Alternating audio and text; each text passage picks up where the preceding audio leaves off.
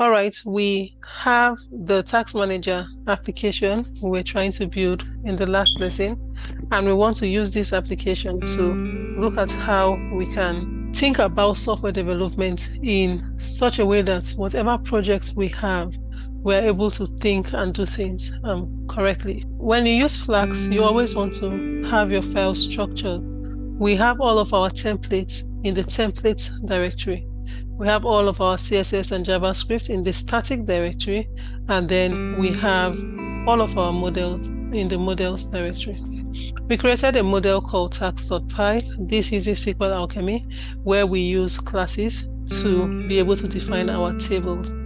The syntax is just simple. You have a base class that inherits from declarative base, and then we create a base model, which we just define all of this for us to put all the table names in lowercase and then we create the class. You can make one class for each table you want to create. This is just the syntax that you need to know, that this is what you need to do, and then the table name will differ. So if I want to create a table called profiles, this will become profiles. The name of the class will change to be unique on this page, and then each of these is going to be the column definition for that table.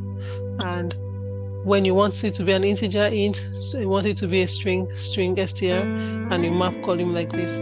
I map the created that string to a datetime column.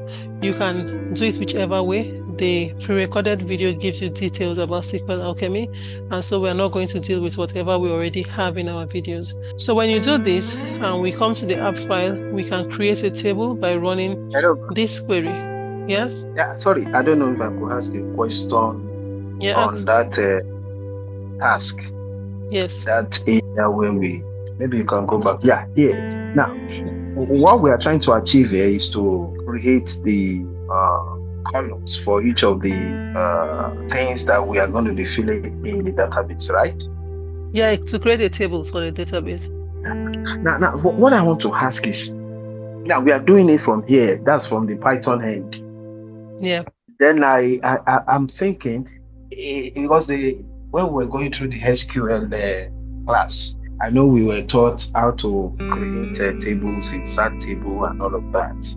But from here now, I know we are trying to do that same thing, but without using the SQL query. So I want to ask, is there any standard way, like writing the programs here? Because I come across another thing.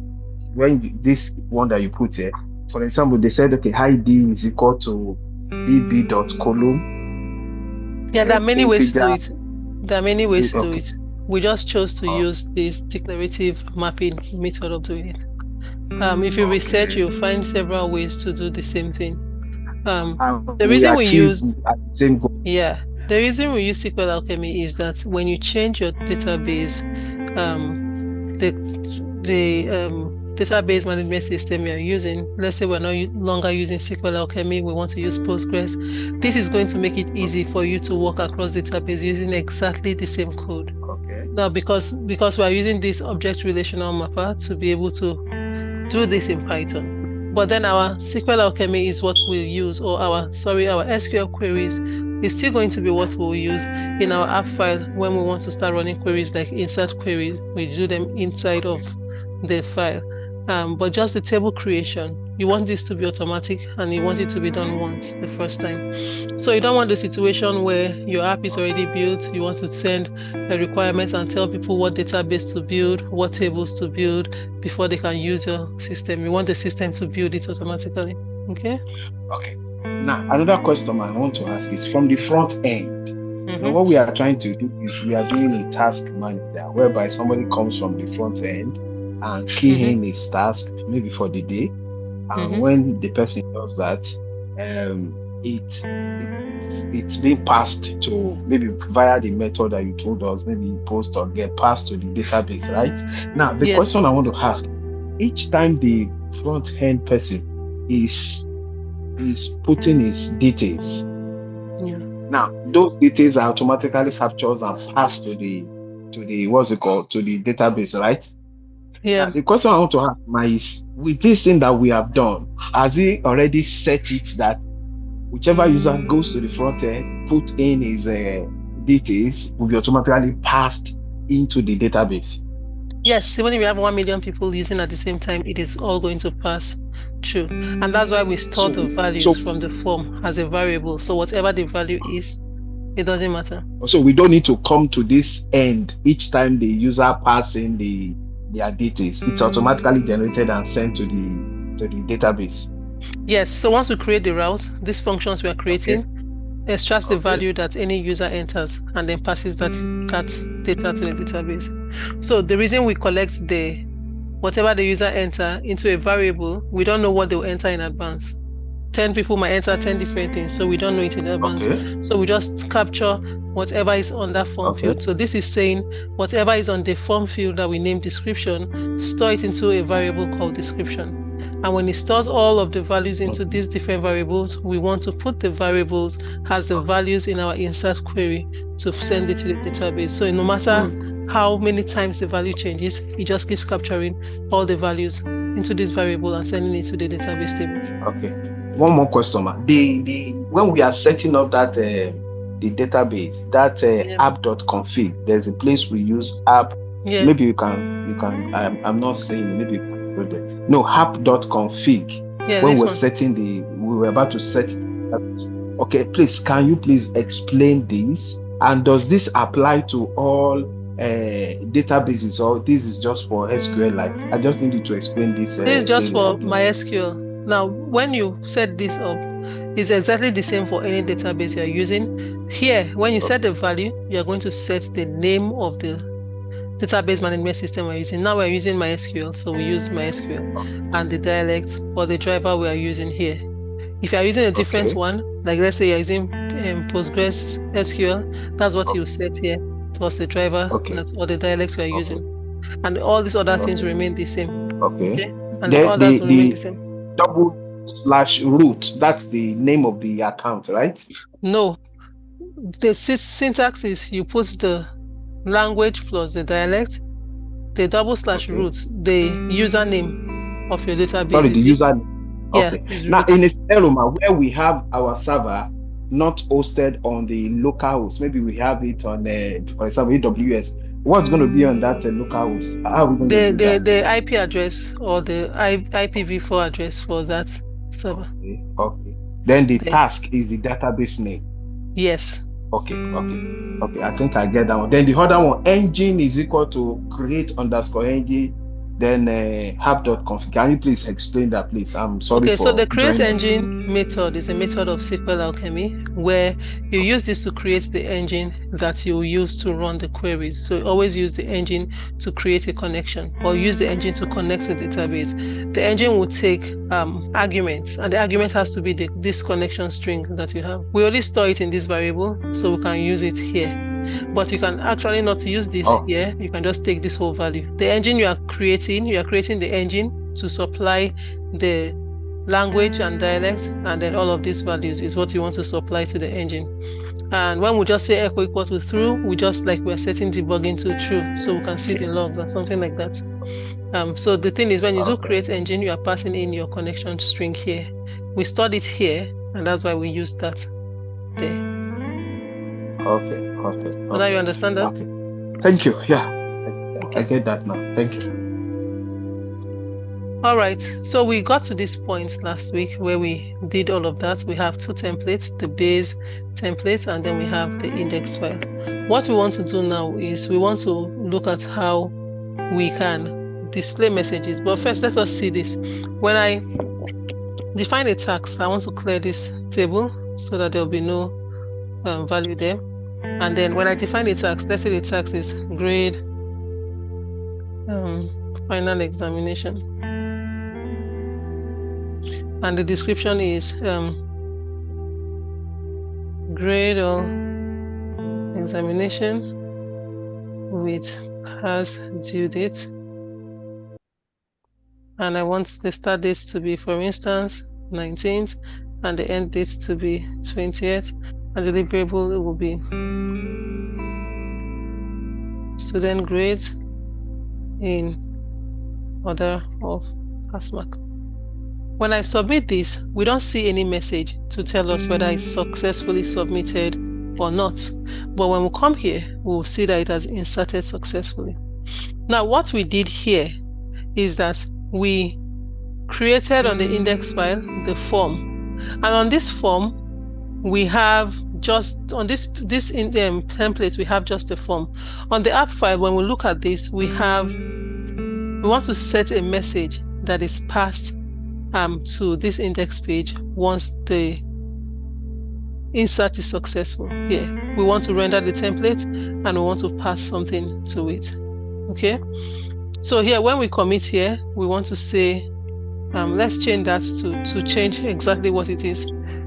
Normally, you usually have, sometimes they have something like message here. We want to reduce our validation. We don't want this message to be here. We want to change it. So the first thing we want to do is to make sure we pass the message to the template when we are going to render template later. So after we put all of this and we commit this, the next thing we want to do here is, let's say we want to set a message. Let's say a message is equal to task added successfully, and then we want to now render the template, and we'll say index.html and message. If it fails, we want it to print this error message, the error message that the system generates. That's what we want to print. We don't want a custom one, so we can see exactly what the error is. And if the request method is get, we want to just render the index page like that. But now we are passing this to the index page, but we're not putting anything for the index page to display that message. So above here, I can do something like define your tags below. I can do something like, if the message value is set, so I'll say if message, I want to do something. Let me end if here. I want to put a p tag. Let's use a p tag to display that. P, I want it to be in green, so I'll say text success, and I'll put the message to be displayed here. Close P and if. If E, which is the error, if there's an error, I want it to do the same thing and end if. Let's make it red.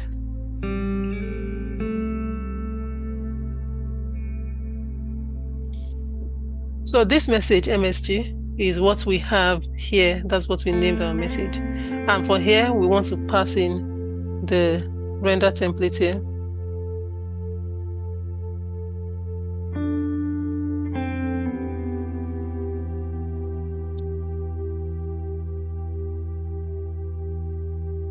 Okay. So once there's an error, we want to print it to the console here, but we want to also render it to the template as E. So when you have this, you are passing to the template. You put any variable here you want to pass to the template. On that template, you need to mention that in double curly brace for it to print out. If you want to write an expression like an if statement, it has to be in a curly brace pattern sign. We want to use if. So I want to say if this message value is sent, we want to print out that value. And if an error message is sent, we want to print out the error. So now when we come back here and we try to enter a new task, let's say grade assignment, let's say look through all due assignments, close and grade submissions. And then now let's say the start date of this will be 20th, and we want the end date to be 27th, and then we describe this.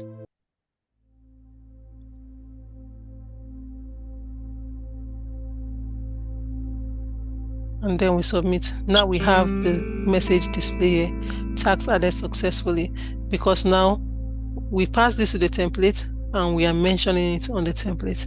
If you pass it to the template here and you don't mention it, it is not going to display. I don't know if this answered your question, Anna.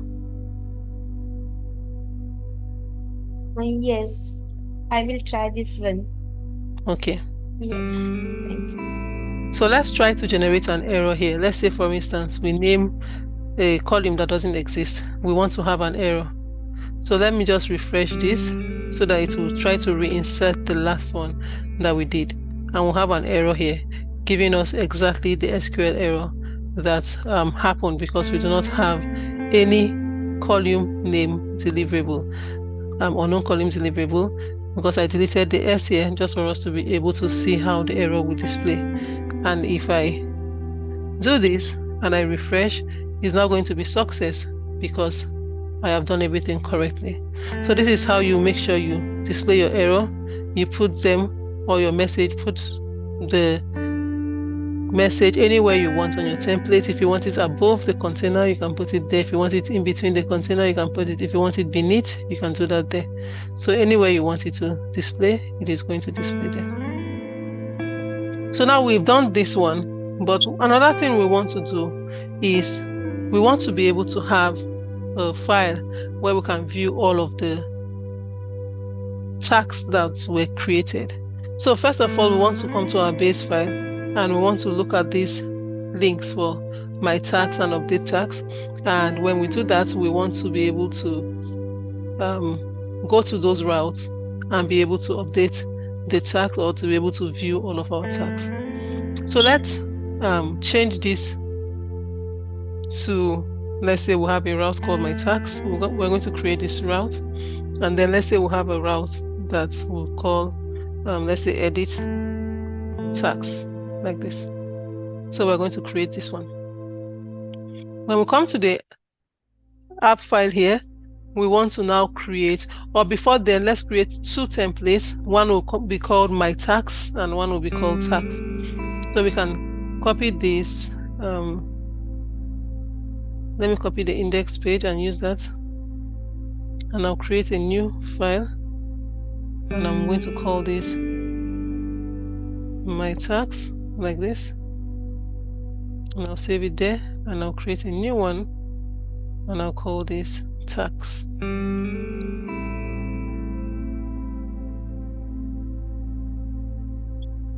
Okay.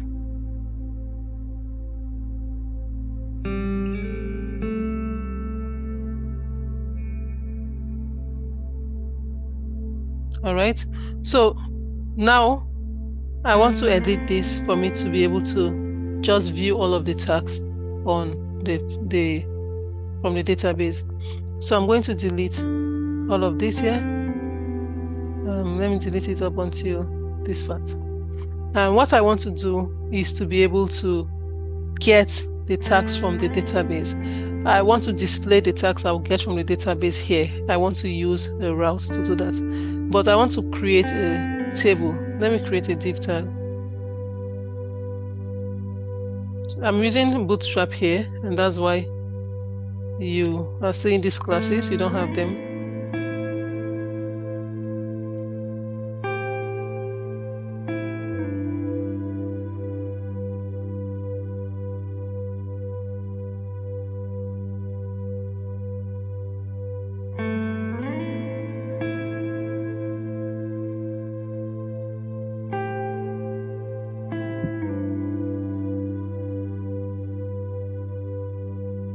And I'll create a table.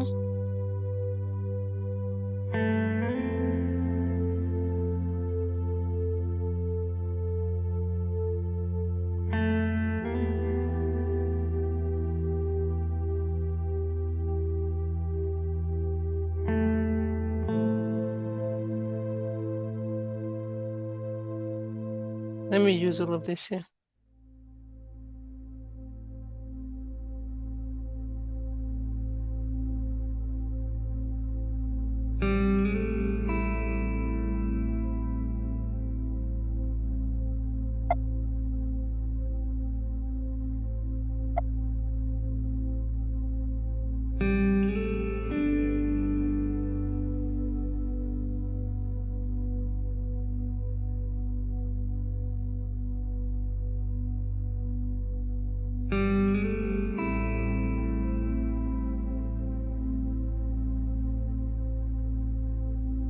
And then I'll do the headings.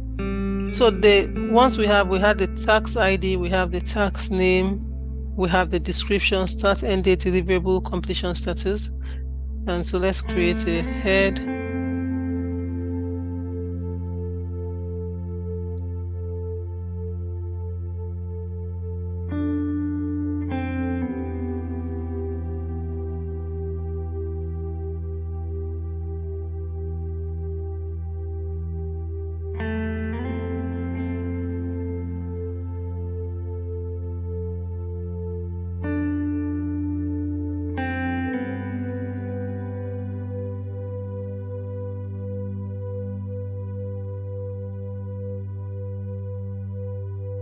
We have completion status.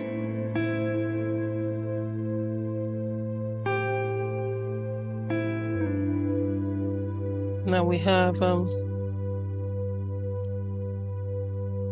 let's put a row here, and let's close the row. Then we have T-body, close T-body. Now it's within this body, now we want to extract the values. On the base file, we say my tax is the route that we want to extract, we want to use to get all of the information that we want from the database. We want this my tax route to get all of those data that has been entered.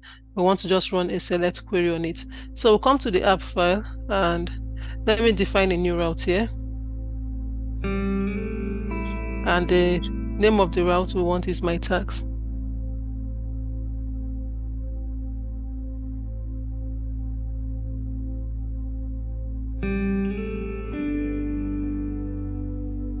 And we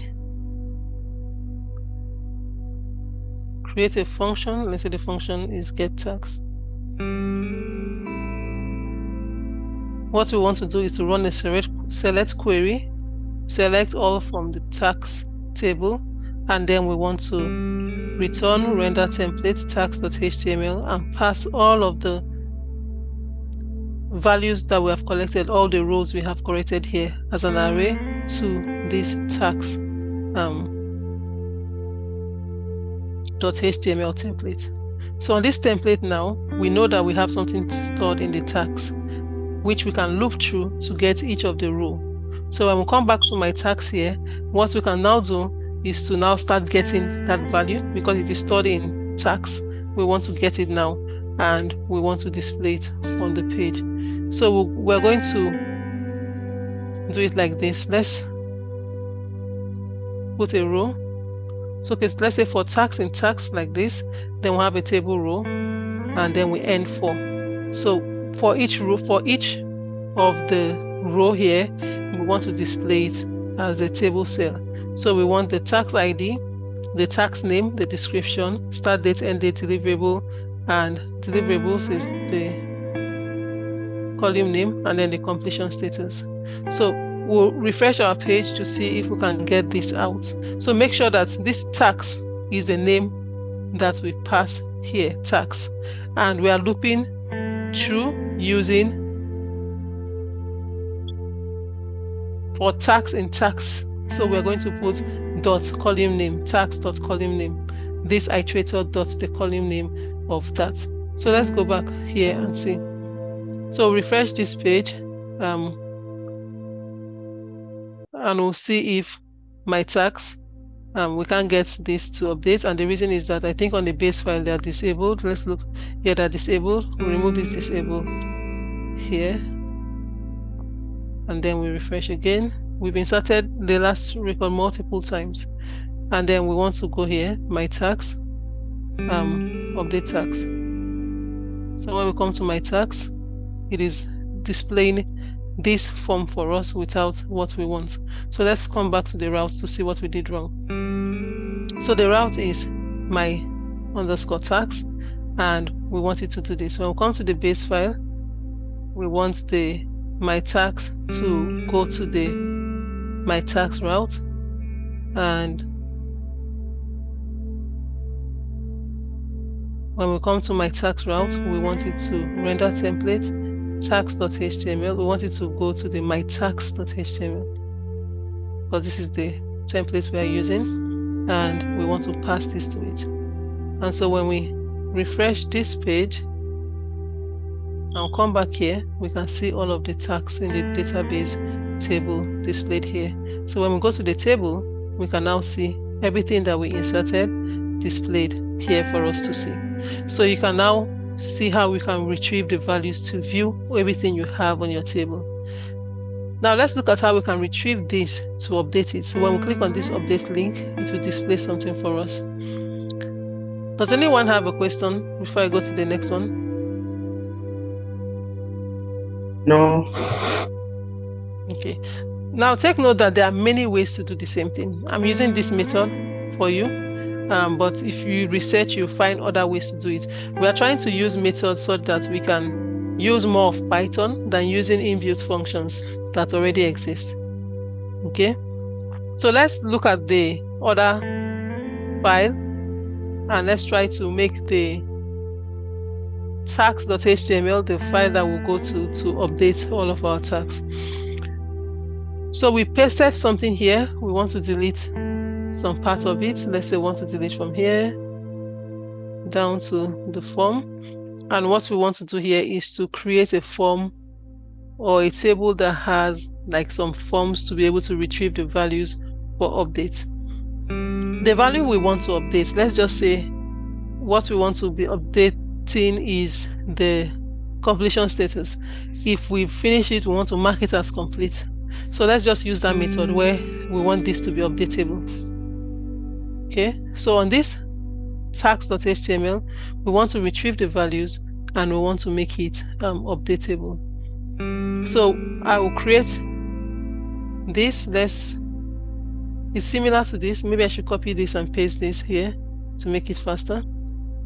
And on the app file first, I want to create the route for it.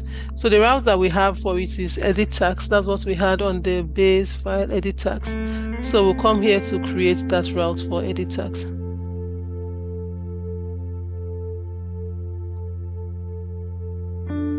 So we have it edit tax, and the methods are both get and post. Let's create the function.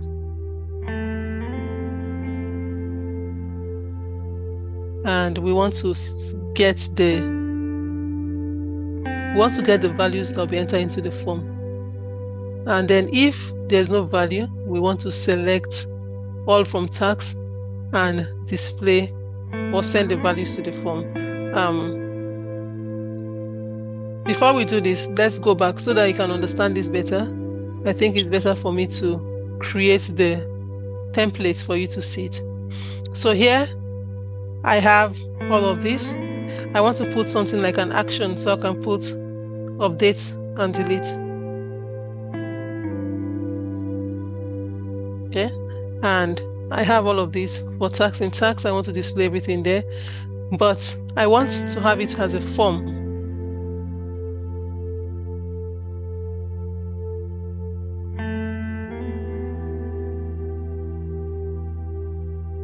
And then I'll put the action to be our route here, which is edit tax.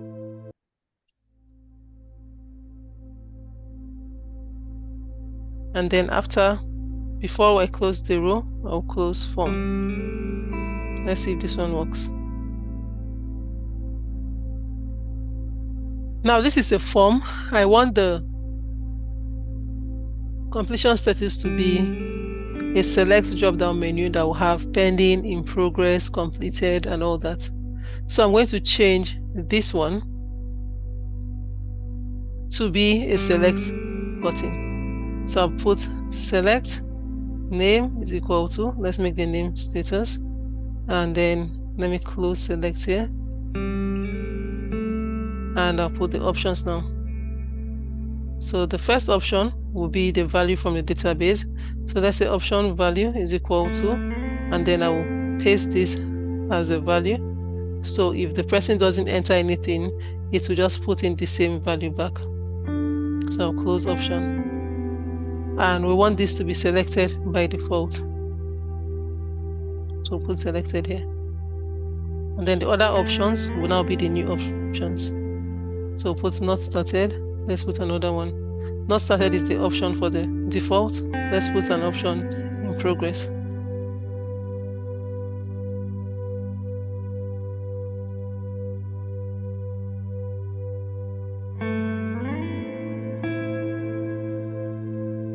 And let's put completed.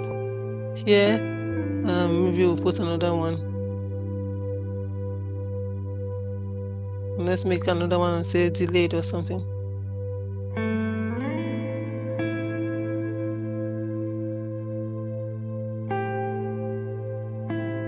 Okay, so let's say we want all of these options, and this is what we want updated on every column. Let's refresh our page to see if this is going to work that way. I have to come back here and start this all over again.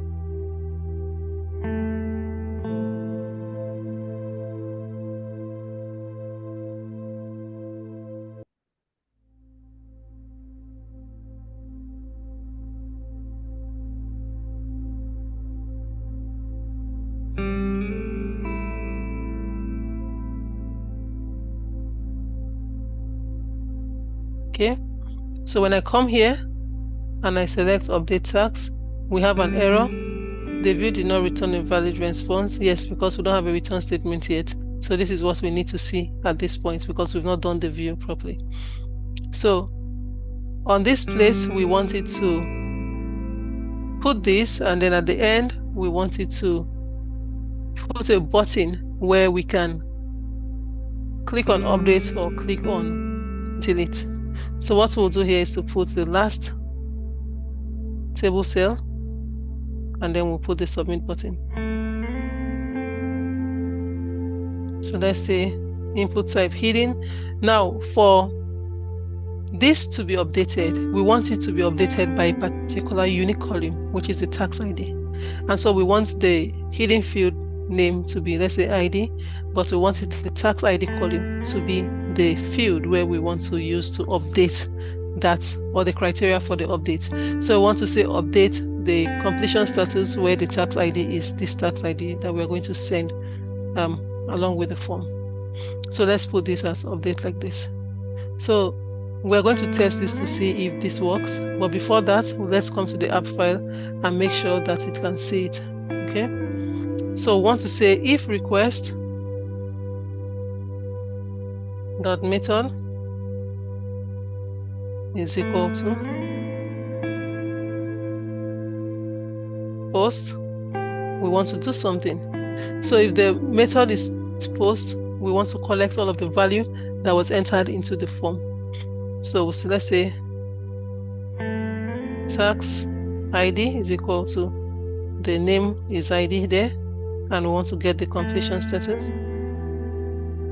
Let's just call it status. Is equal to request.form status. We are getting the name that we use. The name here is ID, the name here is status. So we've gotten the values entered into the form. Now we want to connect to the database and update. So let's use try. So in course 3, you learn how to do this more professionally. What we are doing here is just trying to make things work. And this is not the professional way that you are going to do your final production ready Python. You need to know how to do it step by step. You need to know, first of all, how to write it and make it work, and then you begin to clean up your file to make it production ready. So we update the tax table. We set the completion status is equal to the value stored in status, where the tax ID is equal to the value stored in tax ID. We commit this, and we have a message, tax updated successfully. We want it to come back to the tax.html template and pass a message to it. Then if there's an error, we want it to pass the error there, which means that on that page, we want to put something where that error will be displayed. But again, another thing we want to do here is If the request method is get, we want to just render the template, tags.html, but we need it to select everything from the database table and display it here. So we have to use our context manager to say with engine.connect, we want to get all of the values entered there, and then we want to render the template and send all of the tags to it. The reason we are doing this is if no button is clicked on this page, we still want to display the values from the database for the get method. And that's why we did this like this. Okay. So let's refresh our page now to see if everything is going to work better. Yes, so now we have it displayed. We have the field we want to edit here, and then we have an update button. Let's see if it works. We want this with the tax ID 81750 to be marked as completed. We click on update. We come to this page. We don't have any message displays. When we come here and we refresh our page, it is actually marked as completed. When we come to the database table, let's go to the table and we refresh, we want to see that tax ID marked as completed as we have it here. So it's working fine, but we don't have our messages being displayed on the page. For us to have our message displayed, again, we need to come to the page to make sure we are listing the message somewhere here. So just like we did for the index page, and we had the message, if message, and if, and all of that, we need to put it there that way so that the message will display here. Does everyone understand? Yes, getting it. Yes. Yes. Okay. So this is just a basic way of doing this. There are many ways to do it. This is not the production ready way. This is the way you need to know how to do it. For those of you who will move over to Post 3, then you will know how to do things production ready. You just have to learn how to get things working first. Then you know how to start cleaning things up to be ready. Validation, to put a redirect so that you don't insert the same thing more than once. All of that comes in later once you master this. So is it clear for everyone? Yes, it is. Okay. So now we have seen a way of retrieving our values. We use the basic SQL queries that we've learned at part 1 of this course. We pass the same update query, the same insert, and the same select query that we need to do. So all you need to know is that once you have a context manager like this with engine.connect as con, once you exit this block, like at this return statement, this is over. You are not connected to the database anymore. So by the time I want to get values back from the database, I need to create another one like this. So if you use only one above and you've exited that block, this is not connected. It is not known. You can't get the values out of this. You need to connect again and then run another query. I mean, Anna, I'm doing this from your question of yesterday. So that's the reason why you need to have your connection in different orders for your values to insert for your final project. Now, do you understand it now? Yes, yeah. Okay. So anyone has any other question?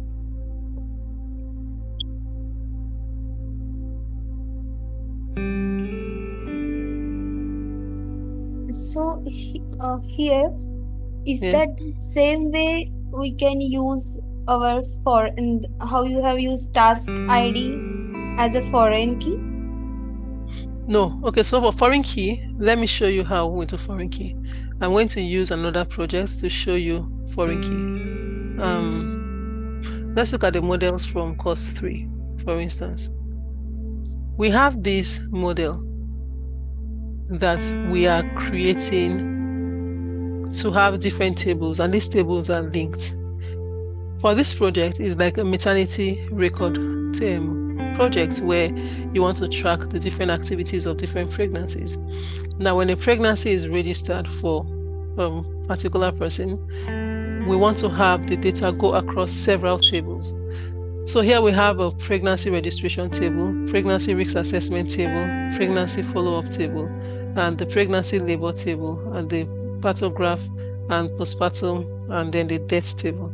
All of this table, we want us to have the registration table that will have the patient number and all of the demographic information about the patient. This will be like the primary or the parents table.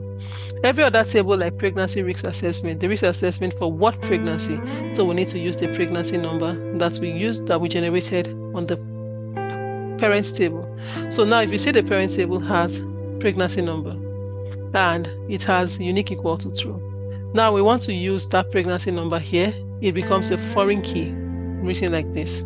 Now the problem you had, Anna, was that you use your role as the parent table, and then you have the customer or the business table there where you made reference to the role as a foreign key from that role table. But during your insert, you were referring to a role ID that doesn't exist. So which means that before you even try to insert into the pregnancy assessment table, there must be a record on the primary table. So if the parent table is role, the role must have a record first before the child table will go through. So if you are making a reference to a parent table and you are not inserting any record into the parent table, all of the inserts into the child tables will fail. Now, do you understand? Okay. Yeah, so either you have a default insert into your role table, like you have yours, or you have a form as the admin where you do your configuration and have all the roles set before anybody can actually select that role from a drop-down menu. Okay. So now, is it clear now? Yes. Yeah. So the syntax is still the same and correct like what you did in your project. Like the foreign key, you make reference to the table and then does the name of the column. But in your case, you had that table, you had no values in that table, and the child table was trying to refer to the values that does not exist, and so it will fail. So for the parent table, can we insert it through the SQL directly?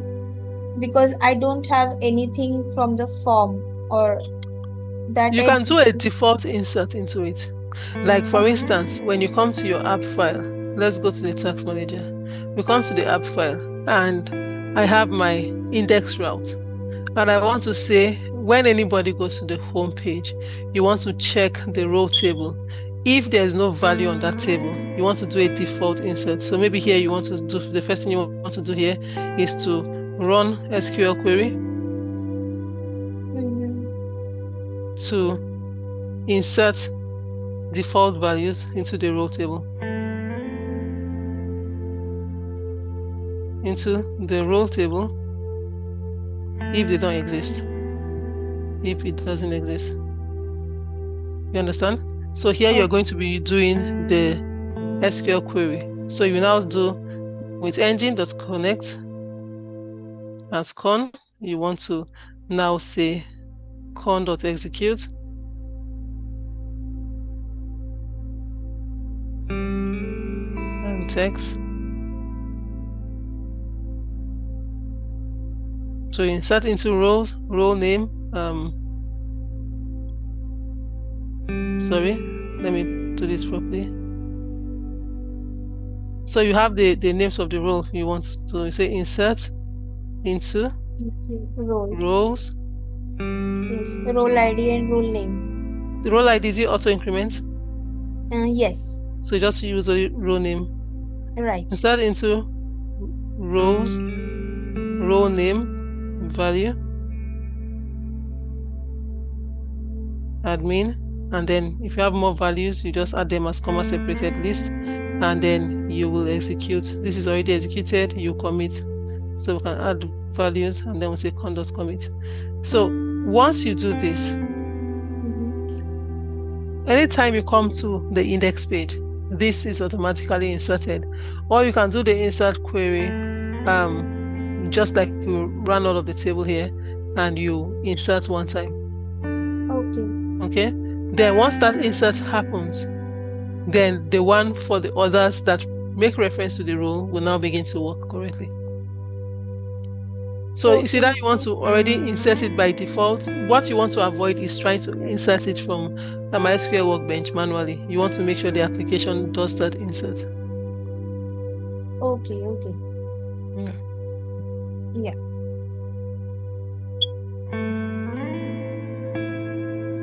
So does it make sense now? Yes. So in this case now, Yeah. the whatever I had before, the syntax, I guess, while creating. So was it correct? Yeah, your syntax was correct, only that you just created that and you were not having any values in the rows table, but you were making reference to it. Then secondly, if you have values in the row table, you want to make sure your drop-down menu is selecting from the rows table, not a predefined drop-down menu, like we did here in the My Tax here, where we have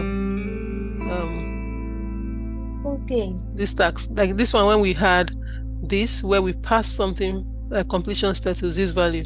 So that's what you want to do. You want to use a for loop to do your select statement, where you now say for all of the values in the row name, you want to now make each of them an option in a drop-down menu. So it is now linked. If you don't do it that way, then there's no point having the rows table.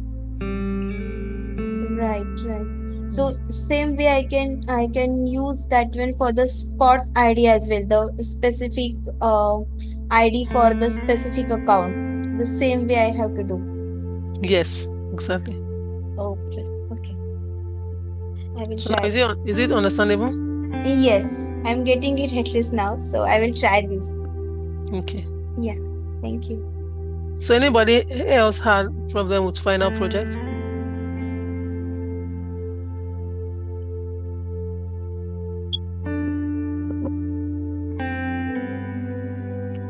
Edmund, is yours going well?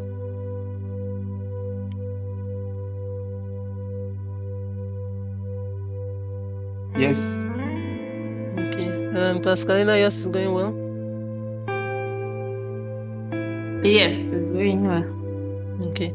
Then for Michael, your deliverable 1, I think that is the only one. I think Michael, we lost him on the call. But deliverable 1 for batch B is the one that is due. Deliverable 2 is almost going to be due.